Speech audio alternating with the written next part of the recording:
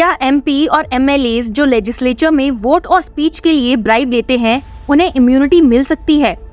इस क्वेश्चन पर विचार कर रहा सुप्रीम कोर्ट का 7 जज constitution bench consisting of chief justice of India DY Chandrachud with justices AS Bopanna, MM Sundresh, PS Narasimha, JB Pardiwala, PV Sanjay Kumar and Manoj Mishra day 1 की हियरिंग कर चुका था। डे 2 की हियरिंग पर चीफ जस्टिस ऑफ इंडिया ने कहा था कि वो विजय हंसारिया और अटॉर्नी जनरल के आर्गुमेंट सुनेंगे। डे 2 की हियरिंग शुरू होने पर सीनियर एडवोकेट गोपाल शंकर नारायणन ने अपने पिछले दिन के आर्गुमेंट्स को कंटिन्यू किया। उन्होंने PB नरसिम्हा राव के मेजॉरिटी जजमेंट में प्रपोज नेक्सस टेस्ट पर अपना ऑब्जेक्शन रखा। हालांकि उन्होंने सजेस्ट किया कि एक्ट के कंसीक्वेंसेस या फिर उसके इफेक्ट को एग्जामिन करना चाहिए।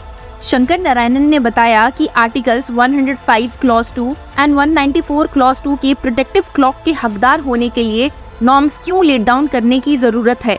He said, one counter argument is the legislators being targeted by a powerful executive. So when balancing this consideration, you have to be careful of ensuring that the legislators get immunity that the Constitution intended.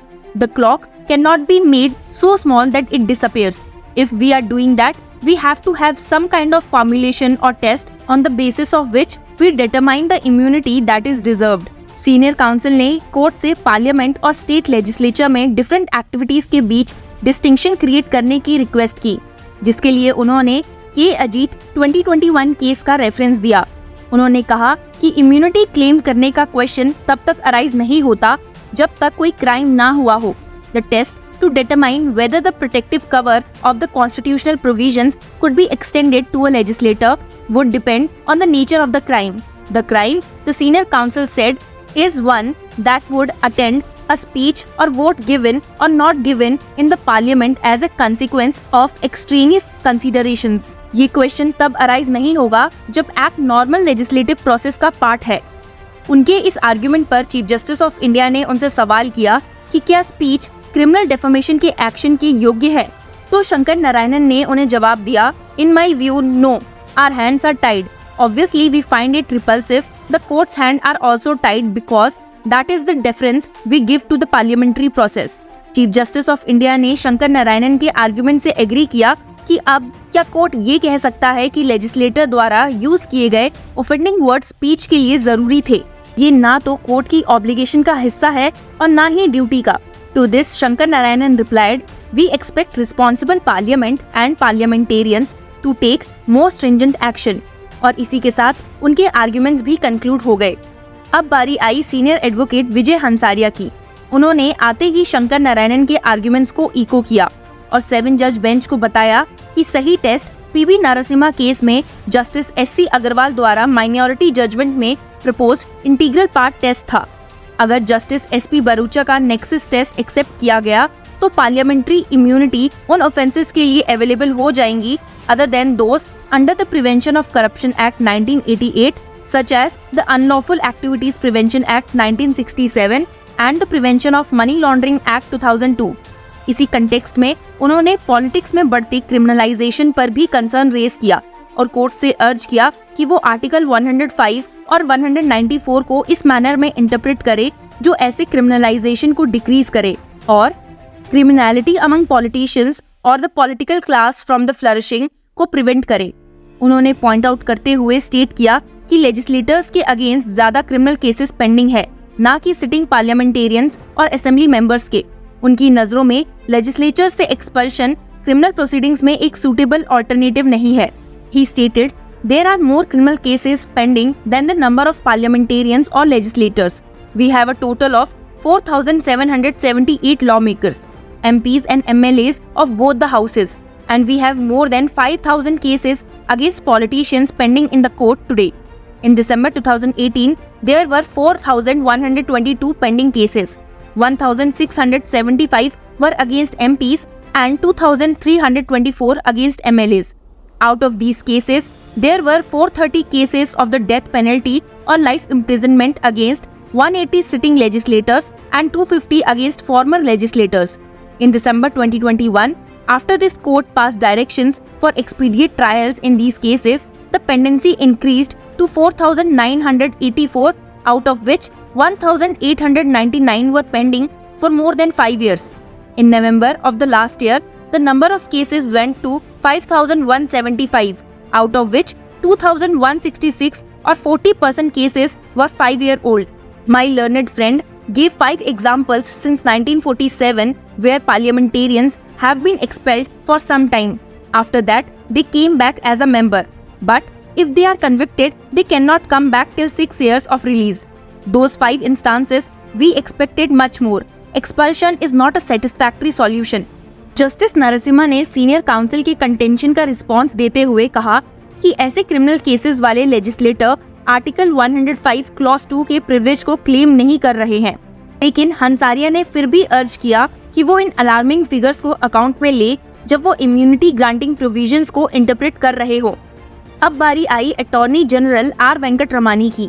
उन्होंने categorically bench को बताया कि कोई भी सरकार या public authority ये stand नहीं ले सकती जो कुछ भी स्टैचू में प्रोस्क्राइब्ड है उसे आर्टिकल 105 और 194 के तहत रिफ्यूज मिलेगा ही।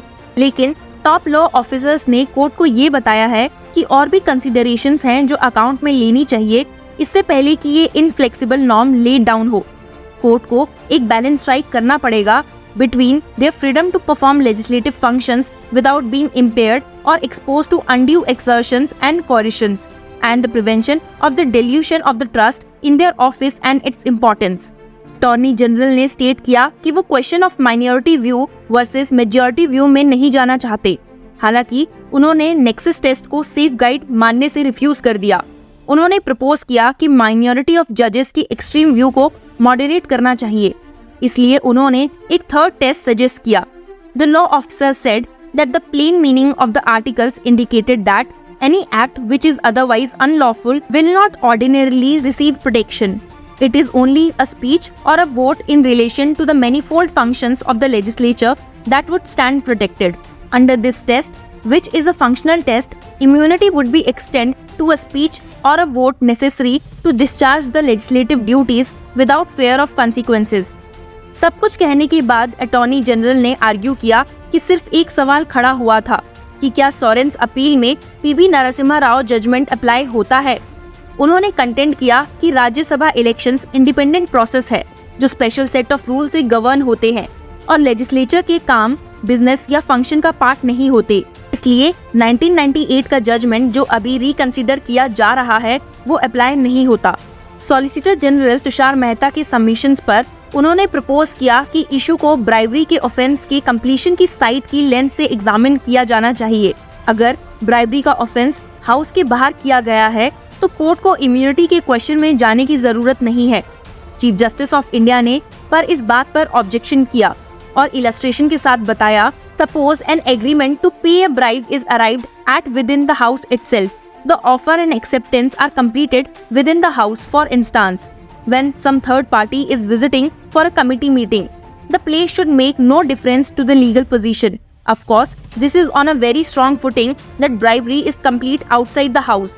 Next, मेहता ने आर्ग्यू किया कि performance of their end of a bargain was irrelevant when determining the question of immunity a legislator was entitled to. इसके सपोर्ट में उन्होंने प्रिवेंशन ऑफ करप्शन एक्ट के सेक्शन 7 को पॉइंट आउट किया जो पीवी नरसिम्हा राव जजमेंट के आने के बाद अमेंड किया गया था और जिसमें एक्सप्लेनेशन इंक्लूड हुई थी which states the obtaining, accepting or the attempting to obtain an undue advantage shall itself constitute an offence even if the performance of a public duty by a public servant is not or has not been improper. Mehta ने कहा कि bribery के offence का purpose promise act का performance या non performance irrelevant है। Explanation 1 इस बात को क्लियर करता है। मेहता ने फिर से रिपीट किया कि ब्राइबरी कभी इम्यून नहीं हो सकती। हाँ, अगर 100 में से एक केस में ऑफर एंड एक्सेप्टेंस हाउस के अंदर हुई हो। उन्होंने इंसिस्ट किया कि ये एंगल माइनॉरिटी और मेजॉरिटी दोनों ही व्यू में नहीं देखा गया था और ना ही section 7 of the prevention of corruption act में एग्जामिन किया गया। Mehta suggested that instead of declaring P.V. Narasimha Rao as bad law, the court could hold it as it is per incurium. He stated, since it does not take into account the statutory scheme of the prevention of corruption, performance is irrelevant. Where everything is outside the house and the offence is completed outside, there is no question of privilege or immunity being claimed. और उन्होंने अपने arguments conclude कर दिए। सभी के argument सुनने के बाद बेंच ने रिजॉइंडर के लिए कॉल आउट किया।